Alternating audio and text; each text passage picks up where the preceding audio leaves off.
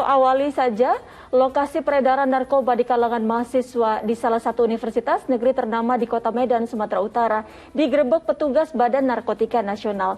31 mahasiswa diamankan, 3 diantaranya ditetapkan sebagai tersangka. Tarik tuh barang bukti apa itu? Buka.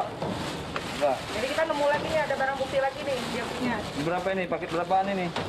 Begini nih. Hah? 10.000? Satu berapa ini? Beratnya. Bukannya menuntut ilmu, mahasiswa sebuah universitas negeri ternama di Kota Medan ini malah mengedarkan ganja.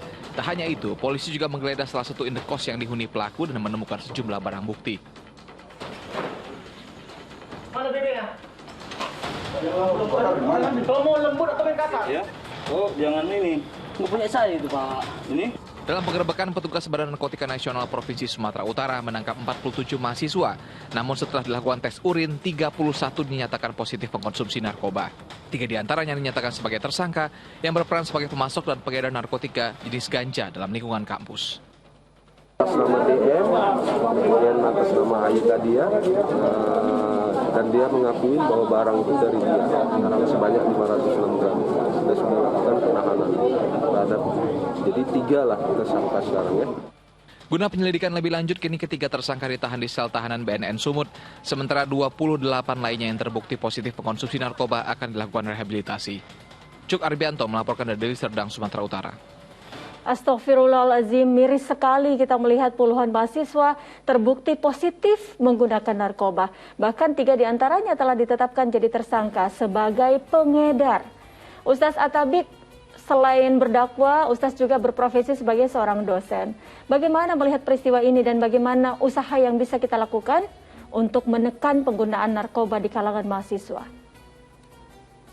A'udzubillahi min dzalik, Mbak Utrih. Tentu ya, para mahasiswa adalah mereka yang mengenyam pendidikan di level pendidikan tinggi. Dinamakannya mahasiswa. Bukan sekedar siswa, tapi mahasiswa. Harusnya mereka menjadi contoh. Harusnya mereka menunjukkan akhlak yang mulia. Mereka sungguh-sungguh menjalankan aktivitas kependidikannya. Karena itulah bahasa kitanya pertaruhan yang sangat besar. Mereka ketika akan terjun di masyarakat tentu akan diakui. Diakui keilmuannya, diakui kemahirannya.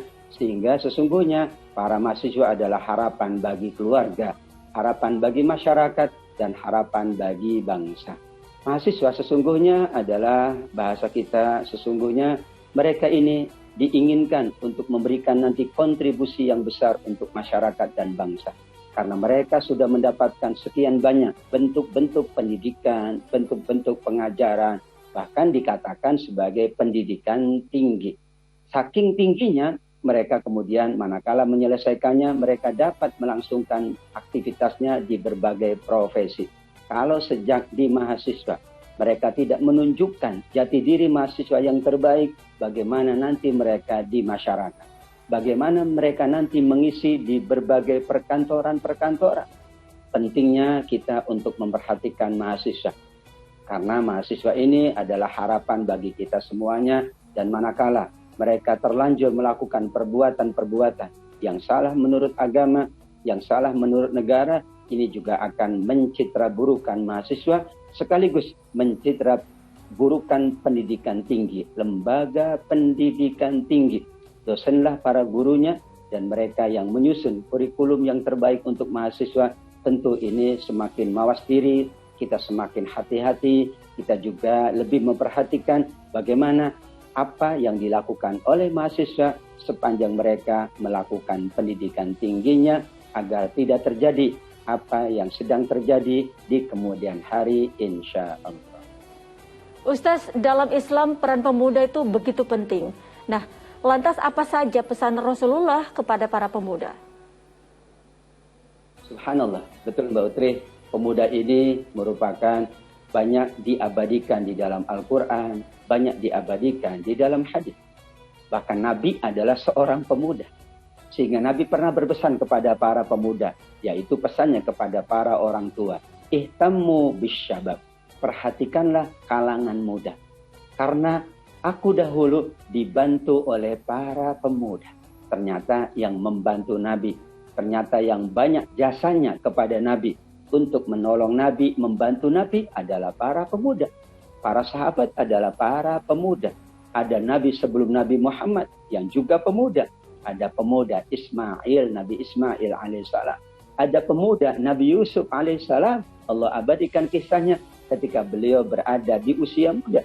Demikian juga ada pemuda Ashabul Kahfi yang sangat masyhur di surat Al-Kahfi.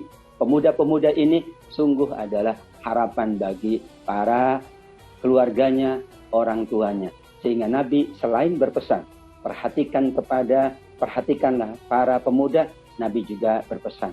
Sesungguhnya pemuda-pemuda inilah yang akan memberikan kebaikan kepada kita.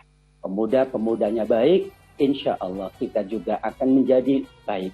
Namun manakala pemuda-pemudanya tidak mampu menunjukkan kebaikan, apalah yang akan terjadi pada masyarakat ini.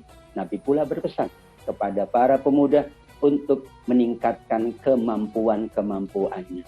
Istastu bisyababi khaira.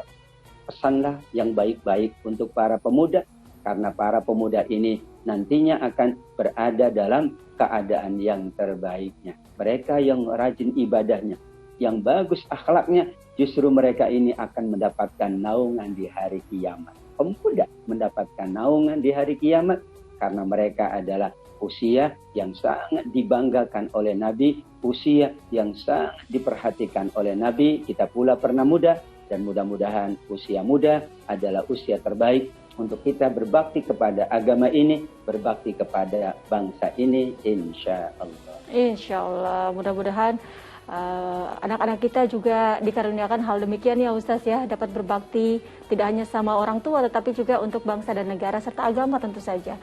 Baik, kita